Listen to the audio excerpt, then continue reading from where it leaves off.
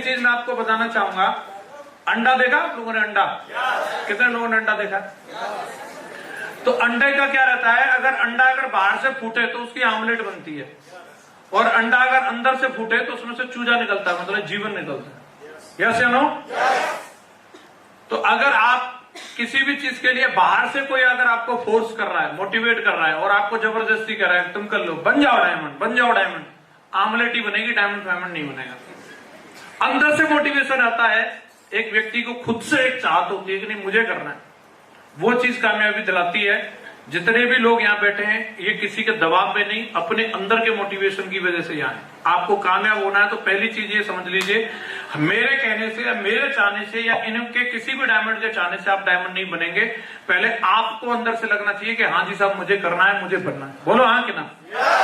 जिंदगी आपकी है, बच्चे आपके हैं, कम आवाज आ रही?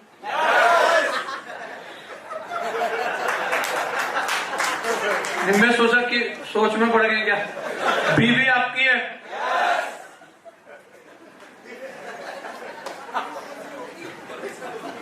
तो हस्बैंड आपका है, तो उनके लिए सोचेगा कौन? पड़ोसी, अप्लायंस कौन सोचेगा बताओ? तो साहब मेरी जिंदगी थी, मैंने सोचा, न तो महागुरु जी विजयपाल सर चाहते तो डायमंड नहीं बन सकता था, माधव सर चाहते तो नहीं बन सकता था, वो सब सहयोग कर सकते हैं। हेलो? तो पहली क्वालिफिकेशन ये है कि हमारे अंदर से चाहत होनी चाहिए। कितने लोगों को लग रहा है मेरे को अंदर से लग रहा है बनना चाहिए? मुश्किलें कितनी भी रहें, असंभव कुछ भी नहीं है। लोग एवरेस्ट पे चढ़ गए, लोगों ने क्या कुछ नहीं कर दिया, ऐसा नहीं है। तो ये जूस वाले दूध वाले बन रहे हैं तो आप भी बन जाओगे, क्या दिक्कत आ रही है? पहले लेकिन बात यह है कि आपके अंदर से चाहत होनी चाहिए। बोलो हाँ कि ना? दूसरी बात यह है कि काम करना है। अब काम की बात आती है कि काम क्या करना पड़ेगा, तो हम कंपैरिजन कर सकते हैं। काम तो हर कोई आदमी कहीं ना कहीं कुछ तो कर रहा है, फ्री में तो किसी को रोटी मिलती नहीं है। बोलो मिलती है क्या? कुछ ना कुछ तो करना पड़ेगा, और अपने अपने काम की आप सबको पता है, कौन आदमी अपनी आजीविका के लिए क्या काम कर रहा है, वो सब लोगों को अपने अपने काम की पता है। और मैं किसी भी काम को छोटा या बड़ा नहीं मानता।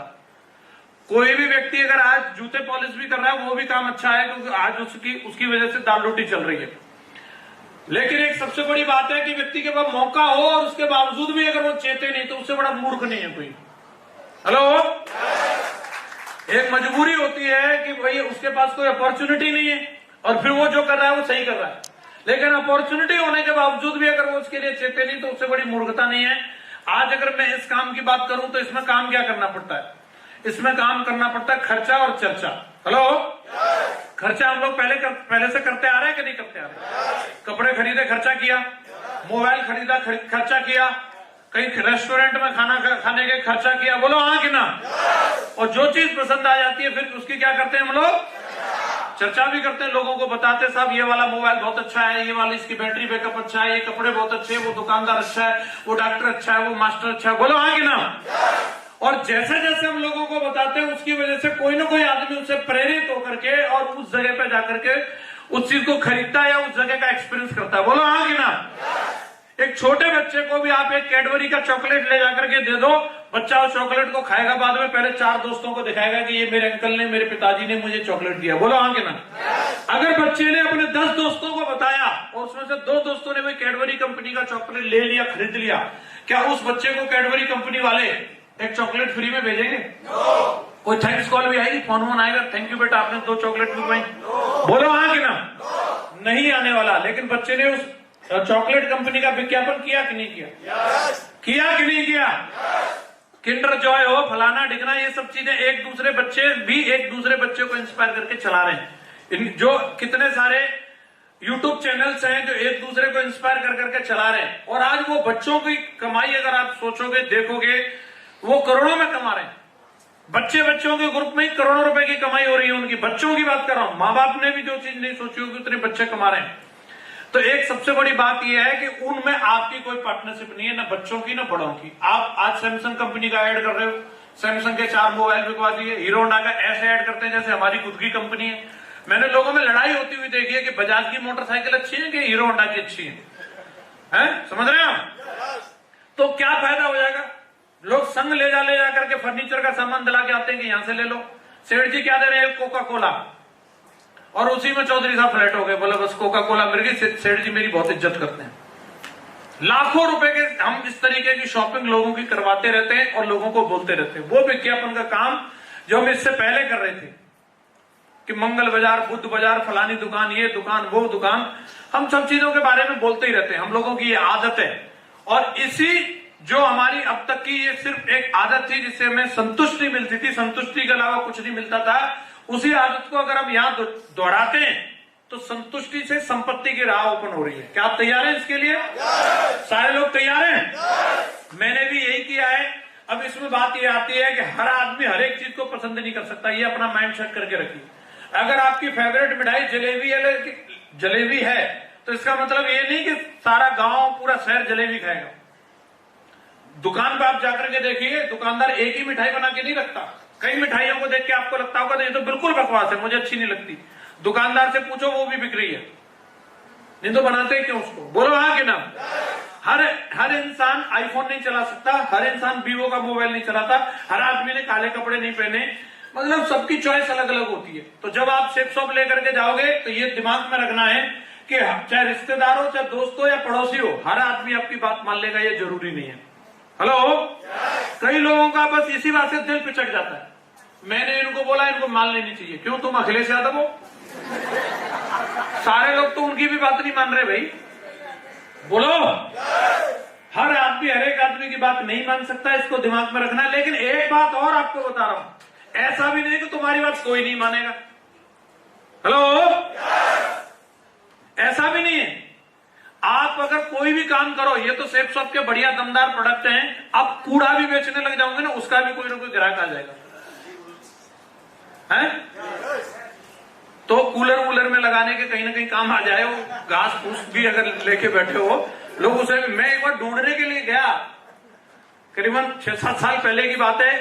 एक कूलर पड़ा रहता था तो अंकल जी बोले कि बेटा इसको ना, इसमें कुछ घास फास लगा दो। मैंने एसी लगा हुआ था, इसकी जरूरत नहीं पड़ती। बोले लेकिन सही नहीं लग रहा। तो मथुरा में ढूंढ ढांड करके मेरे को जाना पड़ा, घास कहाँ मिलती है। मैंने बताया यार कमाल की चीज है, इसके लिए ढूंढना पड़ रहा है। तो बड़ी मुश्किल से जाकर के मिला, एक गली में जाके मैं और शैलेंद्र जी गए, जाकर ढूंढ के लेके आए उसको। तो कोई भी चीज ऐसी नहीं है जो ना बिके। तो आप इस बात के लिए भी संतुष्ट रहो कि हर एक नहीं मानेगा, तो इसका मतलब ये नहीं कि कोई नहीं मानेगा। अगर कोई नहीं मानता तो ये सब हॉल कहां से भरा हुआ, आप बताओ? बोलो। तो निश्चित रूप से अब ये बात अलग है कि आप जिसकी चॉइस करके बैठे हो सकता है वो माने न माने, लेकिन हो सकता है उससे बढ़िया वाला आपका इंतजार कर रहा हो। कई बार हम लोगों को निराशा हो जाती है, कई बार हम लोगों का दिल छोटा हो जाता है कि इसने मेरी बात काट दी। मेरे को भी ऐसे लगता था जब शुरू में मैं काम करता था और अपने खन्ना, बुद्धा, मुन्ना, पप्पू जो दोस्त हुआ करते थे, जब मैंने उनको शेयर किया, जब उन लोगों ने मना किया, मेरा भी दिल पिचक गया और मुझे लगा कि दुनिया में अब तो कोई है ही नहीं। लेकिन जब मैं वहां से आगे निकला और मैं लगातार लोगों के बीच प्रयास करता रहा, वो उन्होंने किया हो या ना किया हो, बावजूद इसके आज हम लोग जहां काम कर रहे हैं, हमारे रॉयल ड्रीमर्स टीम के अंदर 300 डायमंड बन गए। 300 डायमंड। तो 300 डायमंड है तो टीम कितनी होगी वो सारी चीजों को आप कैलकुलेट करके देखिए। तो ये कभी भी ऐसा ना सोचें कि मैं अकेला ही ऐसा बेवकूफ बन गया है, मैं ही ऐसा पागल हूं। ऐसा दुनिया में कोई भी काम कर लो, आपको ये तो पागलपंती का काम लग रहा है। आप सोना बेचने के लिए बैठ जाओ तो सोने के भी हर एक कोई ग्राहक नहीं होते। बोलो। तो आप ये मान के चलिए कि हर आदमी का अपना अपना टेस्ट अलग अलग है। कई लोगों को ये लगता है कि ये काम कब तक चलेगा।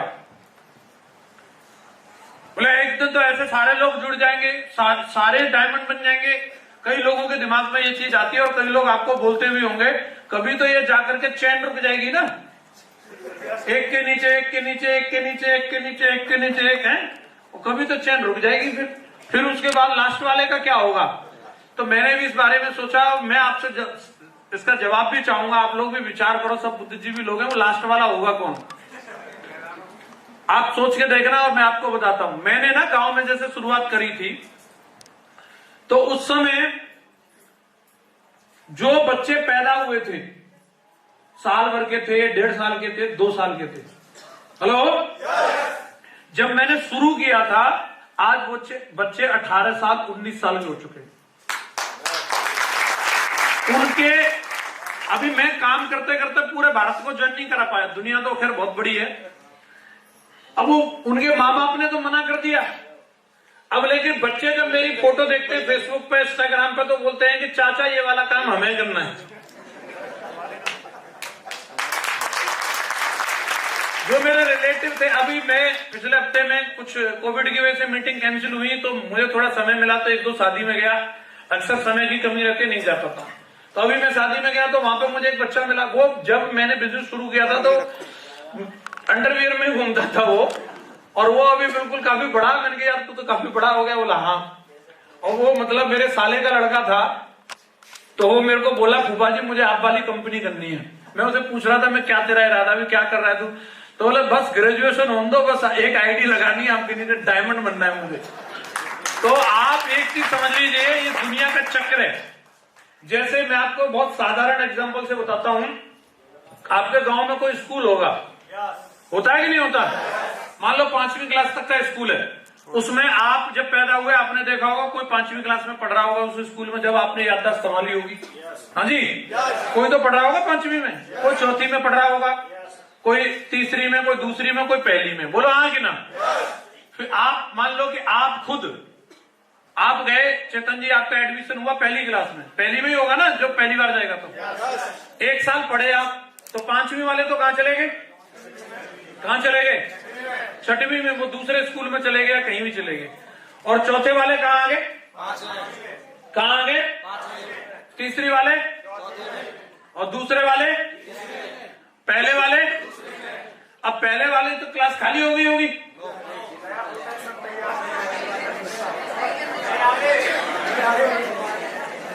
इस हिसाब से 5 साल में स्कूल बंद हो जाएगा।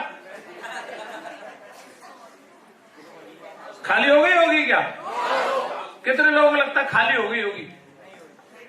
कितने लोगों को लग रहा है भर गई होगी? कौन बुद्धिजीवी आदमी बताएगा कैसे?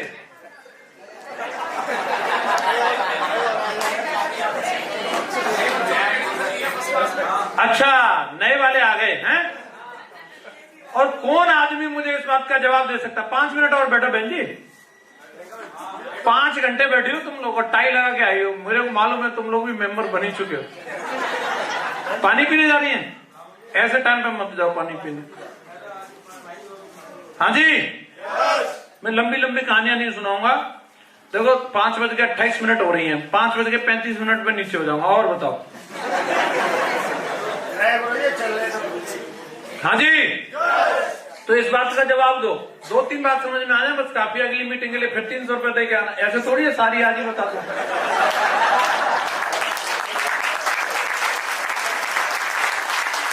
अब इसका जवाब दो मुझे कि वो दिन कब आने वाला है कि जिस दिन तुम्हारे गांव के स्कूल में 1ली क्लास में बच्चों का एडमिशन होना बंद हो जाएगा।